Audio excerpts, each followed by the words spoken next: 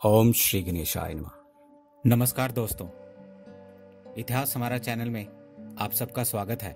दोस्तों, श्रावण मास आ रहा है और सब जानते हैं श्रावण मास में भगवान शिव जी को प्रसन्न करने के लिए लोग तरह तरह के क्रम उपक्रम करते हैं और विशेष रूप से इसके लिए सोमवार का दिन चुना जाता है शिव जी को प्रसन्न करने के लिए। जो लोग पूरे सावन पूजा पाठ अर्चना यम नियम नहीं कर पाते, वह कम से कम सावन के सोमवारों में जरूर करते हैं। मित्रों, इस वर्ष 2017 में 10 जुलाई को सावन का पहला सोमवार है, दूसरा सोमवार 17 जुलाई को आएगा, तीसरा 24 जुलाई को, चौथा सोमवार 31 जुलाई को और इस बार 5 सोमवार होने के कारण 5वां सोमवार 7 अगस्त को आएगा।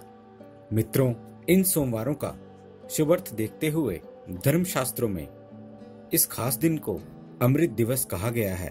अमृत दिवस की संख्या दी गई है, यानी कि सोम दिवस। सोम अमृत को कहते हैं और दिवस की इसको उपाधि दी गई है। अमृत दिवस शब्द का प्रयोग किया गया है इसके लिए। मित्रों, ये जो 5 सोमवार आ रहे हैं, इनमें आप क्या करें, कैसे करें अपनी इष्ट सिद्धि के लिए? इनमें दैहिक, इनमें भौतिक और आध्यात्मिक तीनों सुखों की प्राप्ति के लिए आप क्या करें, कैसे करें, ये मैं आपको संक्षेप में बताने जा रहा हूँ। मित्रों, सबसे पहले हम ये समझ लेते हैं कि ये जो सोमवार हैं, इन प्रत्येक सोमवारों में कार्य निर्दिष्ट हैं कि किस सोमवार को कौन सा कार्य करें। पहला, दूसरा, तीसरा, चौथा और 5वां, ये जो 5 सोमवार पड़ रहे हैं, इनमें हम क्या करें, इनको आप ध्यान पूर्वक समझ लें। इनके अनुरूप सोमवारों में अपने जो भी अनुष्ठान क्रिया है, जो भी आप करना चाहते हैं, वह करें। मित्रों, पहला सोमवार यानी कि 10 जुलाई को आपने, अगर आपका कोई व्यवसाय संबंधित काम के उद्देश्य के लिए करने जा रहे हैं, कोई नौकरी है, कोई पेशा है और कोई भौतिक सुख की कामना का है और कोई ऋण से त्रस्त हैं, कोई ऋण मुक्ति के उपाय के साधन तलाश रहे हैं, तो इस सोमवार को आप चुनें। और फिर दूसरे सोमवार को कोई भी पारिवारिक सुख को लेकर आप पूजा पाठ करने जा रहे हैं, तो आप दूसरा सोमवार को चुनिए।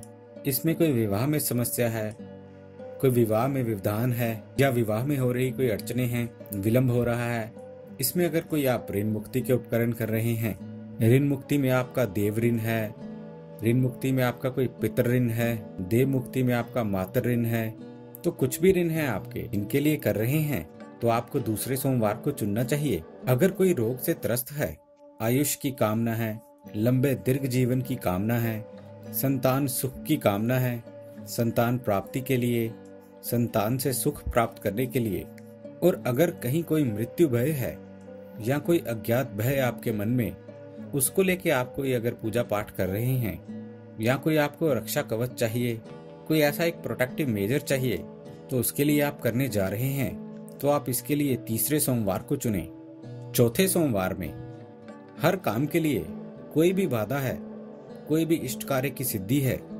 तो उसके लिए आपको चौथे सोमवार को चुनना चाहिए, जो कि 31 जुलाई को आएगा। मित्रों, इसमें करना क्या है, बहुत सरल सा उपाय मैं आपको बता देता हूँ। कोई भी पवित्र नदी हो, देवालय हो, और अच्छा होगा यदि कोई शिव का शिवालय हो, कोई पवित्र जलाशय हो, कोई भी ऐसा स्थान हो, उसकी शुद्ध मिट्टी आप ले लें, इसको छान लीजिए और इसको साफ कर लें, ताकि इसमें किसी तरह की कोई गंदगी ना रहे, कोई कंकर पत्थर ना रहे। इसमें आप गंगा जल मिला करके, इसमें गोघृत मिला करके, मधु मिला करके, इसमें गाय का बिना उबाला हुआ दूध मिला करके, इसमें गंगा जल मिला के, जैसे आटा गूंदते हैं उसी प्रकार उसको गूंद के आप एक लोई की शेप में इसको बना लें, जैसे हम आटे की लोई बनाते हैं। इसके छोटे छोटे से शिवलिंग के आकार के, जैसे पूजा के लिए सुपारी होती है, छोटे छोटे से 100 शिवलिंग बना लें और इन शिवलिंगों को आप किसी लकड़ी के पटरे पर स्थापित कर लीजिए। फिर इनकी आपकी जैसी भी आस्था है, जैसे भी आपका समय है, जैसे आपका भाव है, उस भाव से, अक्षत से, धूप से, दीप से, नैवेद्य से आप उसकी पूजा कर लीजिए, अर्चना कर लीजिए। ये जितना क्रम उपक्रम कर रहे हैं आप, मिट्टी के लाने से 100 शिवलिंग बनाने तक निरंतर इसमें ओम नमः शिवाय का जाप करते रहें। 100 आपके शिवलिंग बन जाएंगे। ये लिंग बनाने के बाद में 4 सोमवारों में एक से ही प्रक्रिया करनी है। अंतर केवल इतना है कि जिस सोमवार में आप जिस कार्य के उद्देश्य से निमित्त ये करने जा रहे हैं, उसमें फिर जो अलग अलग सोमवारों के मंत्र जाप हैं वह मैं आपको दे देता हूं। उनकी माला का जाप किया करें और जब ये आपके शिवलिंग बन जाएं, इसमें एक सबको जोड़ के अंत में, जैसे इसमें आपने चावल चिपकाए, फूल चिपकाए, जो भी आपकी श्रद्धा है, ये करने के बाद में फिर आप इसका इन सबको जोड़ के इन 100 लिंगों का एक महालिंग बना लीजिए। ये बन जाएगा आपका। और इस महालिंग को बना के उसी पटरी पे दोबारा स्थापित कीजिए और जो मंत्र आप जप करने जा रहे हैं वह आपको 11 माला जाप करना है। और इस 11 माला के जाप करने के बाद में जो 11वीं माला जो होगी, जिसका अंतिम माला आप जाप करेंगे, उसमें आप जैसे हवन करते हैं, अग्नि में हवन सामग्री होम करते हैं, तो इसमें अगर जो शिव प्रिय दशांश कहलाता है, जो 10 सामग्रियों को मिला के हवन सामग्री बनती है, अगर इससे कर सकते हैं तो बहुत अच्छा रहेगा। ये जो 10 सामग्री शिव प्रिय हैं, इसमें शिलारस है, इसमें गूगल है, इसमें चंदन है, इसमें जटामासी है, इसमें लोबान है, इसमें खस है, इसमें राल है, इसमें नक है, इसमें भीम सिनिस है, इसमें गुड़ है। इससे फिर अंतिम माला में 108 मंत्र जाप करें और प्रत्येक मंत्र में आप अग्नि में इस दशांश मिश्रित सामग्री से हवन करें, होम करें अग्नि में आप। और जब सूर्यास्त होता है उस समय ये जो महालिंग बनाया है आपने, इसको आप फिर कहीं जल में विसर्जित कर दें। आप देखें कि ऐसे बहुत सारे स्थान होते हैं जहां जल की सुविधा नहीं होती, तो फिर इसको आप कहीं किसी पीपल के वृक्ष की जड़ में रख दें। 4 सोमवारों में ठीक यही क्रम दोहराते रहें। एक सोमवार में इस तरीके 100 लिंग बनाएं, जैसे आप महालिंग बनाएं, 11 माला जाप करें, हवन करें। ये आपका कार्य जिस सोमवार को आप कर रहे हैं, चारों में अगर आप नहीं कर सकते तो जिस कार्य के उद्देश्य से आप कर रहे हैं उस सोमवार में कर लें। मित्रों, 100 लिंग बनाना कठिन होता है, ये तो आप मानते हैं। अगर आप नहीं बना सकते हैं तो फिर आप 54 लिंग बना लें या 11 लिंग बना लें। और अगर यदि आपसे लिंग बनाना भी संभव नहीं है तो फिर सोमवारों में जो आपके कार्य हैं, जिस कार्य के उद्देश्य से आप ये कर रहे हैं, उस कार्य के उद्देश्य से लेकर के जो आपका सोमवार का मंत्र है, उसकी 11 माला जप करके अंतिम 11वीं माला में जो आपने हवन की सामग्री बनाई है, दशांश 10 चीजों को मिला करके उससे आप होम करें। यह आपका बहुत अच्छा उपक्रम सिद्ध होगा। किस सोमवार में कौन सा मंत्र का जाप करें, ये मैं आपको बता रहा हूँ। पहला सोमवार, इसमें जो मंत्र का जाप करेंगे आप, ओम लक्ष्मी प्रदाय रींग ऋण मोचने देहि देहि शिवाय नमः। दूसरे सोमवार का जो मंत्र है, ओम महाशिवाय वरदाय रींग एंग काम्य सिद्धि रुद्राय नमः। तीसरे सोमवार का जो जाप मंत्र है, ओम महादेवाय सर्वकार सिद्धि देहि देहि कामेश्वराय नमः।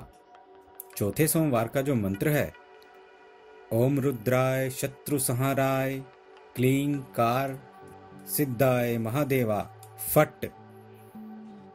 ये चौथे सोमवार का मंत्र है। इस तरह आप ये अपने सुविधा अनुसार कर सकते हैं। मित्रों, यदि आप ये कोई खटराक नहीं कर रहे तो सावन के सोमवारों को छोड़ करके सावन के किसी भी दिन शिव जी को जल अर्पित करें।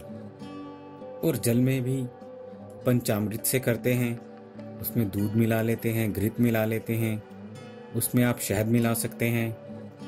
अगर आप ये भी नहीं कर सकते तो केवल जल से आप शिव को शिवार्चन करें, शिव को जल अर्पित करें, शिव का अभिषेक करें।